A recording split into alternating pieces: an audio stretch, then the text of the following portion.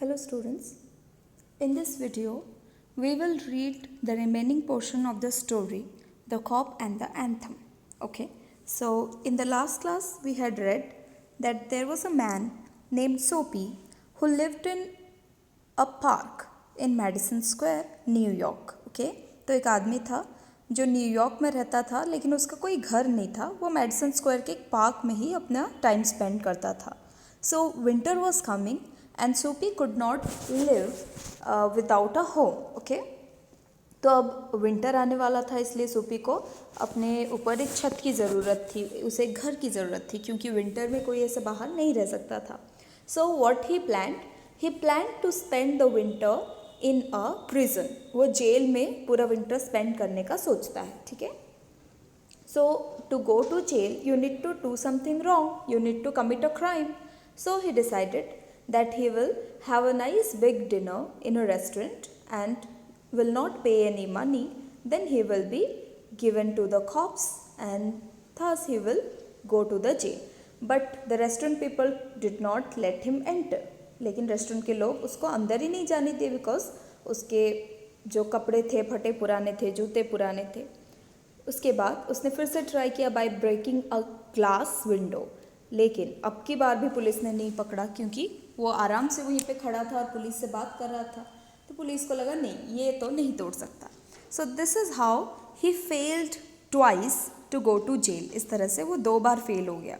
उसके बाद क्या हुआ, let's read. Okay, we had read this, ये हम पढ़ चुके थे कि वो 2 बार फेल हो गया. Then after that come to this page, the last paragraph. Across the street was another restaurant. It was not so fine as the one on Broadway. तो जैसे ही वो सेकेंड बार भी फेल हो गया, वो देख रहा था क्या करूँ, तो उसको एक और रेस्टोरेंट मिला जो कि ब्रॉडवे वाला रेस्टोरेंट इतना तो बड़ा नहीं था लेकिन ठीक ठाक था. The people who went there were not so rich. तो वहाँ पे जो लोग जाते थे वो इतने भी रिच नहीं थे, ठीक ठाक लोग थे. Its food was not so good. Okay, इसका फूड भी ब्रॉडवे वाला रेस्टोरेंट जैसा इतना अच्छा नहीं था लेकिन ठीक ठाक था. इन टू दिस सोपी took his old shoes and his torn clothes and no one stopped him.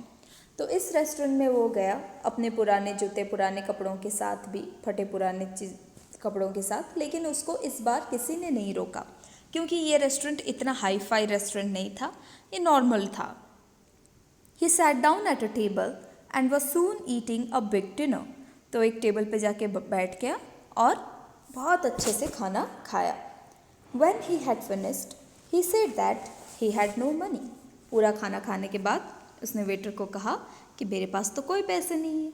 Gate busy and call a cop, said Soapy, and don't keep a gentleman waiting. तो फिर क्या बोलता है, चलो चलो जल्दी करो, पुलिस को बुलाओ, एक अच्छे इंसान को वेट नहीं कराना चाहिए, ठीक है. No cops for you, said the waiter. He called another waiter. तो वेटर को गुस्सा आया, उसने कहा तुम्हारे लिए कोई पुलिस की ज़रूरत ही नहीं है. तो फिर उसने एक और वेटर को बुलाया. The 2 waiters threw Soapy upon his left ear on the hard street outside. तो दोनों वेटर्स मिलके सोपी को उठाए और उसको लेके बाहर पटक दिए. He stood up slowly. तो उसको थोड़ी पिटाई हो गई, बाहर उसको फेंक दिया था, तो बड़े मुश्किल से धीरे धीरे उठा. 1 part at a time. 1 part at a time means जैसे पहले एक पैर उठाया, फिर दूसरा पैर, फिर एक हाथ उठाया, इस तरह से एक एक करके उठा. And beat the dust from his cloth. अपने क्लॉथ से जो सारा डस्ट लग गया था नीचे गिरने के बाद उसको धीरे धीरे झाड़ने लगा. Prison seemed only a happy dream. Okay, the island seemed very far away. तो 3 बार फेल हो गया. अब तो उसको लग रहा था जैसे प्रिजन में पहुंचना कोई सपना हो, बहुत सुंदर सपना, जेल में पहुंचना. एंड वो ब्लैकविल्स आइलैंड तो उसे बहुत बहुत दूर लग रहा था. सोच रहा था मैं कैसे पहुंच पाऊंगा वहाँ पे. A cop who was standing near laughed and walked away. तो वहाँ पे एक पुलिस वाला खड़ा भी था. उसने ये सब देखा कि कैसे वो लोग सोपी को उठा के लाके बाहर फेंक दिए, वो सब समझ गया, थोड़ा सा हंसा और वो निकल गया. उसने सोपी को नहीं पकड़ा. सोपी स्टार्टेड मूविंग अगेन. ओके, सोपी अब धीरे धीरे चलने लगा. When he stopped, he was near several theatres. तो एक जगह पे वो रुका. वो देखता है उस जगह पे बहुत सारे थिएटर्स थे, cinema halls. Okay. In this part of the city, streets are brighter and hearts are more joyful than in other parts. तो स्ट्रीट के इस पूरे सिटी के इस जगह पे लोग बड़े खुश नज़र आ रहे थे. Hearts were lighter means people were more joyful, मतलब आप बड़े खुश थे वहाँ पे. ऑफकोर्स जो लोग सिनेमा देखने जाते हैं, एन्जॉय करने जाते हो तो खुश ही होते. तो यहाँ पे बहुत सारे सिनेमा हॉल्स थे और लोग बड़े खुश नज़र आ रहे थे. Women and man in rich warm quotes moved happily in the winter air.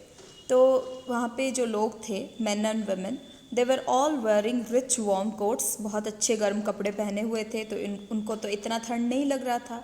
तो बड़ी खुशी खुशी वो लोग वहाँ घूम रहे थे. अ सडन फियर खट सोपी.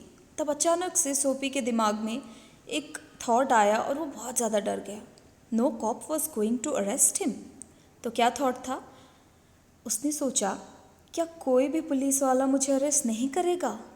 अगर किसी ने मुझे अरेस्ट नहीं किया तो मुझे ऐसे पूरा विंटर ऐसे ही इधर उधर घूमते हुए स्पेंड करना पड़ेगा. And which is very difficult. ऐसे तो मैं नहीं जी पाऊँगा.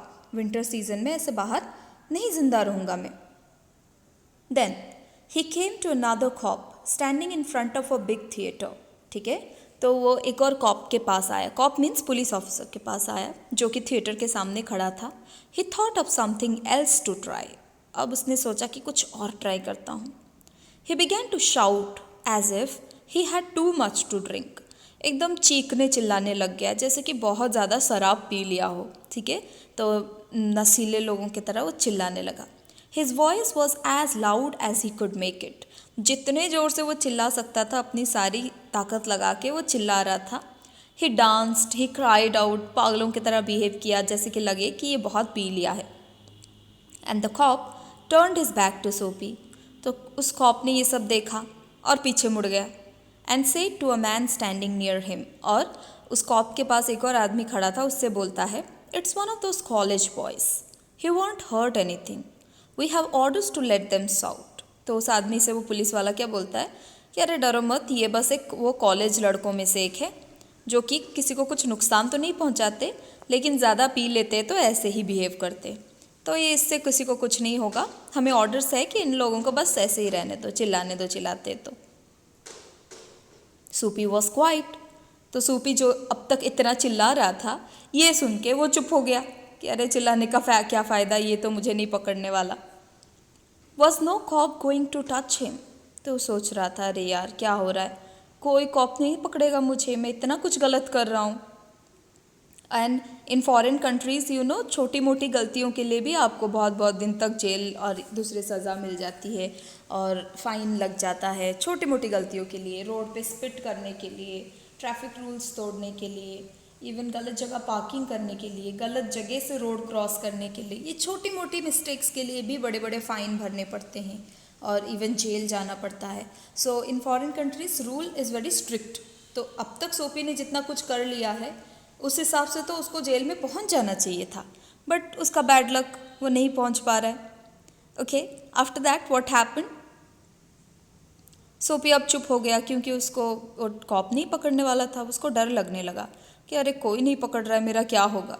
ही began to think of the island as if it were as far away as a star.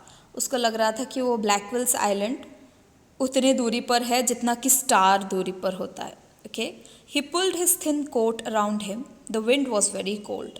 अब तो धीरे धीरे हवा भी ठंड और तेज़ बहने लगी थी. उसको बहुत ठंड लगने लगा था.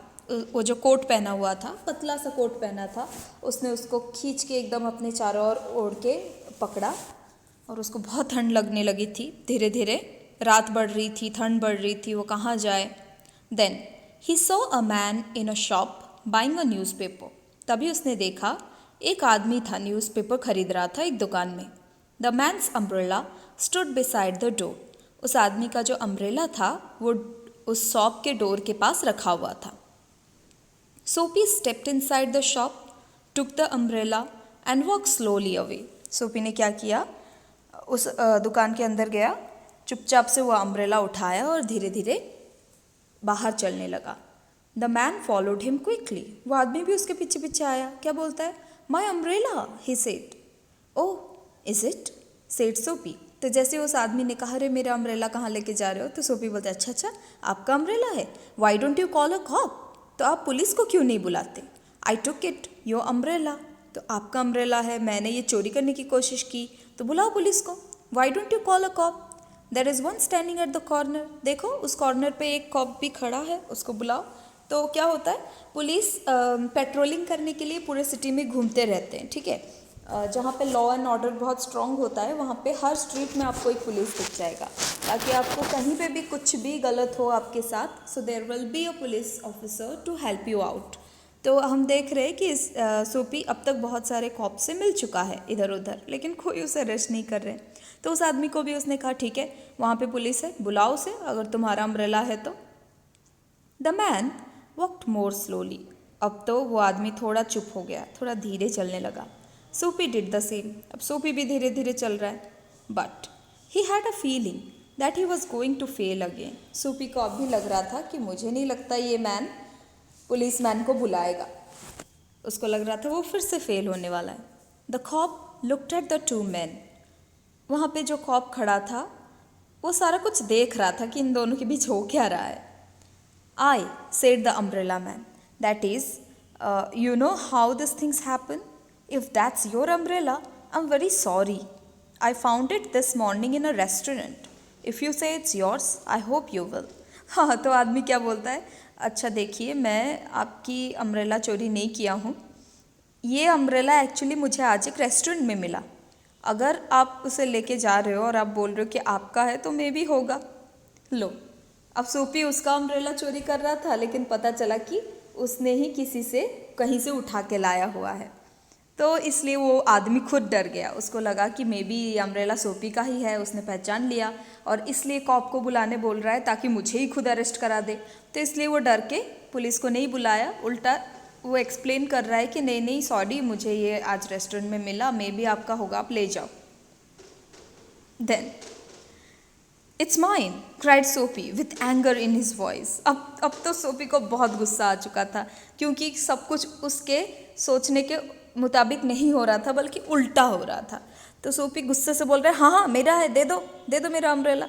The umbrella man heard away, तो वो जो आदमी था जिसका एक्चुअली में अम्ब्रेला था, वो जल्दी जल्दी भाग गया। The cop helped a lady across the street, वो कॉप भी सोपी की तरफ नज़र नहीं दे रहा था, वो एक और लेडी को जाके हेल्प कर रहा था स्ट्रीट पे।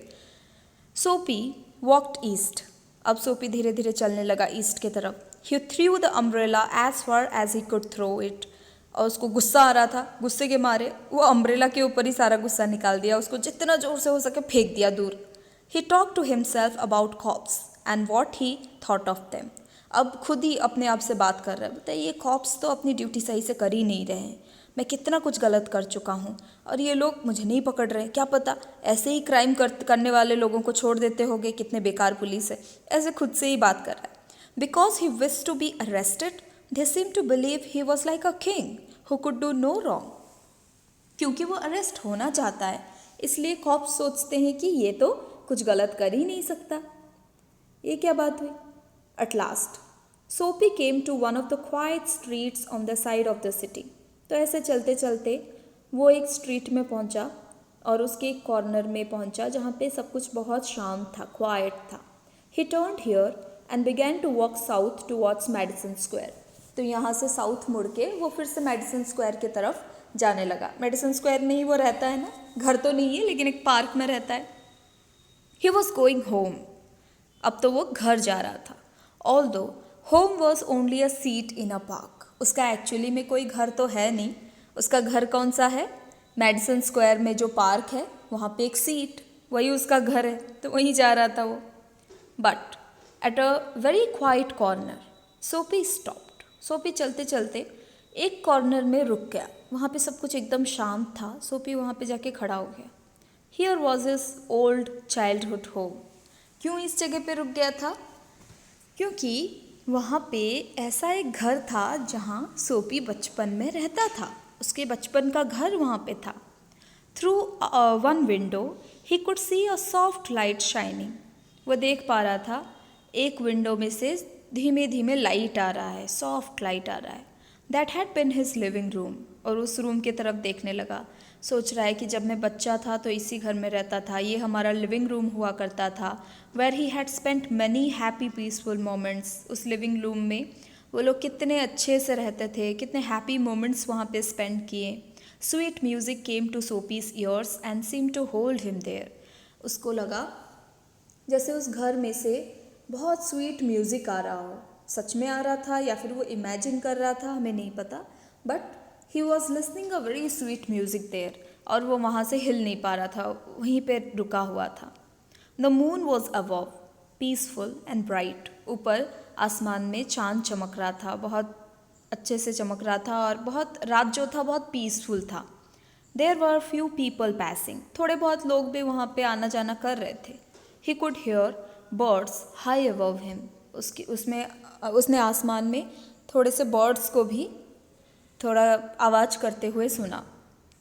तो रात को आसमान में तो बर्ड नहीं होते, मे बी कहीं किसी पेड़ में या फिर कहीं पे बैठे होंगे. And the music that came from the room held Soapy there. और वो जो स्वीट म्यूज़िक उस रूम में से निकल के आ रहा था, सूपी बस खड़े खड़े उसी को सुन रहा था, कैप्टिवेटेड होके. वो हिल नहीं पा रहा था. For he had known it well long ago. तो वो बहुत बहुत सालों पहले से ही इस म्यूज़िक को जानता है, इसलिए वो म्यूज़िक उसे इतना अच्छा लग रहा था कि वो सुन रहा था. Maybe Soapy is imagining the music that he use to listen in childhood. Maybe वो गाना उसको उसकी मम्मी सुनाती थी, या फिर जो भी था वो उसको इमेजिन कर रहा है. In those days his life contained such things as mother and flowers and high hopes and friends and clean thoughts and clean clothes. तो वो अपने पास्ट के बारे में सोचने लगा कि वो कैसे बचपन में कितना खुश रहा करता था. उसकी मम्मी थी, उसका घर था, उसके पास बहुत सारे अच्छे कपड़े थे, अच्छे थॉट्स थे, और उसकी लाइफ कितनी अच्छी थी. There was a sudden and wonderful change in his soul. ये सब कुछ सोच के उसके मन में एक अजीब सा चेंज आया. He saw with sick fear how he had fallen. फिर उसने अपने आप को देखा कि मैं कितना नीचे गिर चुका हूँ. ना मेरे पास घर है, ना कपड़े है, ना जॉब है, ना कुछ है, ना कोई मेरे साथ रहने वाला है. मैं कितना नीचे गिर चुका हूँ. He saw his worthless days, his wrong desires, his dead hopes, the lost power of his mind. उसने सोचा कि मेरे दिन भी कैसे वर्थलेस, मैं दिन भर कुछ करता ही नहीं हूँ, इधर उधर बस घूमता हूँ, कोई मेरा जिंदा रहने का फ़ायदा ही नहीं है. मेरे जो डिज़ायर्स है वो भी कितने गलत है. क्या चाहता हूँ? जेल में जाना चाहता हूँ. उससे क्या होगा? जेल में जाके किसी कुछ मिलता नहीं है. और मेरे होप्स भी कितने डेड होप्स है, बेकार की चीज़ें ही चाहता हूँ मैं.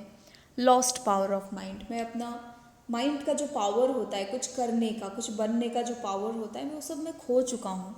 मैं कितना नीचे गिर चुका हूँ. उसने खुद को देखा और ये सब सोचा. And also in a moment his heart answered this change in his soul. तो उसके सोल में ये जो सडन चेंज हुआ था, उसने उस बारे में सोचा, उसके हार्ट ने भी उसका रिस्पॉन्ड किया. He would fight to change his life. उसने अब सोच लिया, ठान लिया उस मोमेंट पे कि नहीं, बहुत हो गया, अब तो मैं अपनी लाइफ को चेंज करके ही रहूँगा, और मैं इसके लिए फ़ाइट करना पड़े तो करूँगा. He would pull himself up out of the mud. इस कीचड़ से मैं अपने आप को बाहर निकालूंगा, इस गरीबी से, इस लाचारी से मैं खुद को बाहर निकालूंगा. He would make a man of himself again. फिर से एक अच्छा आदमी बनूंगा. There was time he was young enough. He would find his old purpose in life and follow it. एक समय था जब वो बहुत यंग था, बहुत उसके हार्ट में होप्स थे, उसके लाइफ का बहुत अच्छा पर्पोज था. उस पर्पोज को मैं फिर से ढूंढ निकालूंगा. पर्पोज मीन्स जीने का एक मकसद होता है ना, कि मैं इसलिए जी रहा हूँ क्योंकि मुझे ये बनना है, ये करना है. तो that is purpose of life. Now he had no purpose of life, so he decided that I will find the purpose of my life and I will work for it. Okay, and I will follow it. That sweet music had changed him. Okay, उस sweet music ने उसे change कर दिया था. वो सारे memory, यहाँ पे म्यूज़िक मतलब not only the music but the memory of his old childhood home, of his mother, of his past life had changed him, ये सारे मेमोरीज ने उसको चेंज कर दिया था. Tomorrow he would find work, उसने सोचा कल जाऊंगा, काम ढूंढूंगा. A man had once offered him a job, एक बार एक आदमी ने उसे जॉब ऑफर किया था. ही would find that man tomorrow, सोचा ठीक है कल जाके उस आदमी को ढूंढता हूँ और उसे फिर से जॉब मांगता हूँ और काम करता हूँ. थोड़ा मुश्किल होगा लेकिन मैं करके रहूँगा. He would be somebody in the world, और धीरे धीरे करके मैं इस दुनिया में कोई आदमी बनूंगा, ऐसे तो मैं कोई इंसान ही नहीं हूँ जैसे. He would. Soapy felt a hand on his arm, उसने सोच लिया कि बस अब तो अपने लाइफ को ट्रैक पे लाना ही है. इतना ही सोच रहा था कि उसके शोल्डर पे किसी का हाथ उसे फील हुआ. He looked quickly around into the broad face of a cop. Okay, वो जैसे ही पीछे मुड़ा उसने देखा कि वहाँ पे एक कॉप खड़ा है और उसका बड़ा सा चेहरा सोपी को दिखा. What are you doing hanging around here, asked the cop. Cop पूछता है अच्छा तुम यहाँ पे क्या भटक रहे हो, क्या कर रहे हो.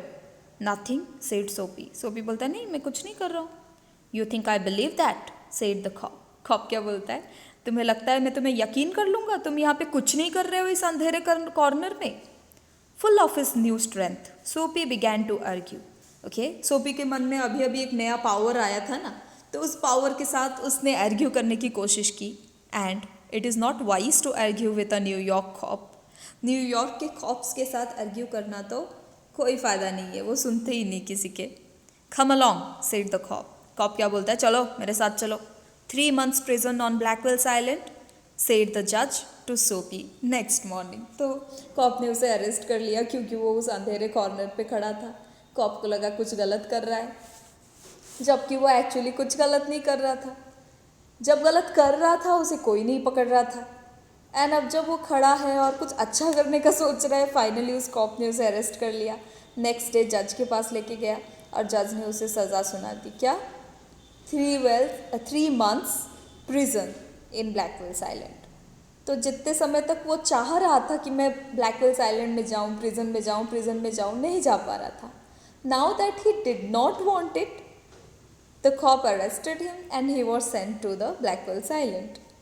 So this was a really funny story about this man. I really enjoyed it and I hope you enjoyed it too.